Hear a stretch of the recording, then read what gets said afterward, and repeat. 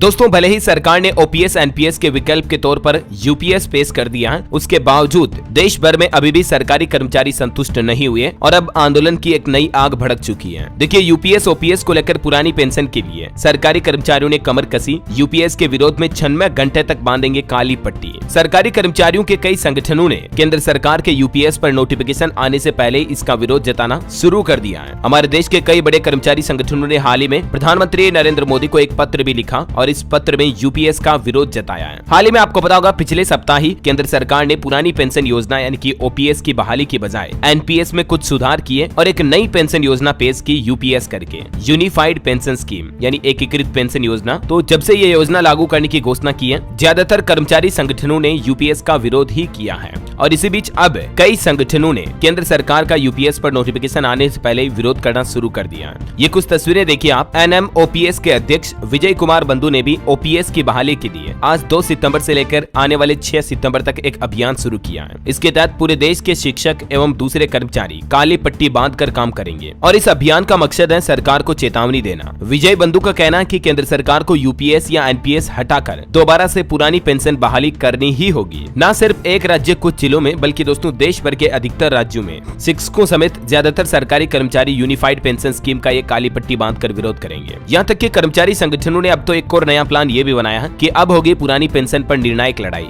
विपक्ष को साथ लेकर सरकार को घेरने की रणनीति में जुटे हैं कर्मचारी। मतलब कांग्रेस और इंडी गठबंधन की जो मेजर पार्टियां हैं, उनको साथ में लेकर के अब कर्मचारी संगठन इस यूपीएस पेंशन का विरोध करेंगे। अच्छा, यूपीएस में एक और चीज को लेकर परेशानी है कर्मचारियों को कि वीआरएस के बाद पेंशन नियमों पर संतुष्ट नहीं है कर्मचारी संगठन, इसीलिए भी नई योजना पर सवाल उठा रहे हैं और इस संबंध में भी पीएम मोदी को एक चिट्ठी लिखी कि यूपीएस में जो वीआरएस का फॉर्मूला सरकार ने लगाया है उससे ये अभी तक संतुष्ट नहीं है। ऐसा देखिए, उत्तर प्रदेश में भी यूपीएस के विरोध में आए प्रदेश के शिक्षक और कर्मचारी 26 सितंबर से हर जिला मुख्यालय में प्रदर्शन करेंगे। वैसे आपको पता होगा, नहीं तो आपकी जानकारी के लिए बता दूं, केंद्र सरकार के बाद अब यूपीएस लागू करने वाला देश का पहला राज्य बन चुका महाराष्ट्र, क्योंकि महाराष्ट्र की एकनाथ शिंदे सरकार की तरफ से ऑफिशियली ये घोषणा कर दी गई है। 13.5 लाख से भी ज्यादा सरकारी कर्मचारियों के लिए यूपीएस पेंशन योजना को मंजूरी दे दी है केंद्र सरकार के बाद महाराष्ट्र गवर्नमेंट ने। और इस संबंध में हाल ही में राष्ट्रीय परिषद के सचिव शिव गोपाल ने भी कुछ सवालों के जवाब देते हुए बयान दिया था कि देश के सभी राज्यों को लागू करनी ही पड़ेगी यूपीएस। तो यही वजह है कि पुरानी पेंशन योजना को लेकर अब सरकारी कर्मचारी और ज्यादा विरोध करने लगे हैं। ये देखिए आप, हरियाणा के हिसार की तस्वीरें। हिसार में भी यूपीएस बहाली को लेकर कर्मचारी प्रदर्शन कर रहे हैं, नारेबाजी की, बोले कि अब आर पार के मूड में है। और 8 सितंबर को हरियाणा के रोहतक में इस संबंध में कार्यक्रम भी होगा। हालांकि आपको पता होगा, पंजाब हरियाणा हाईकोर्ट की तरफ से हाल ही में एक आदेश भी सुनाया था कि हरियाणा में 2006 के बाद जो भी पक्के कर्मचारी हैं वो सभी ओपीएस के हकदार हैं। हाईकोर्ट ने सरकार की एक अपील को भी खारिज कर दिया और इस हाईकोर्ट के फैसले से तकरीबन 5000 से ज्यादा रिटायर्ड कर्मचारियों को फायदा होगा। खैर, रिटायर्ड कर्मचारियों को तो ओपीएस मिल जाएगी, लेकिन जो वर्तमान के मौजूदा कर्मचारी नए सिलेक्शन हुए उनका क्या होगा? तो यही वजह है कि हरियाणा,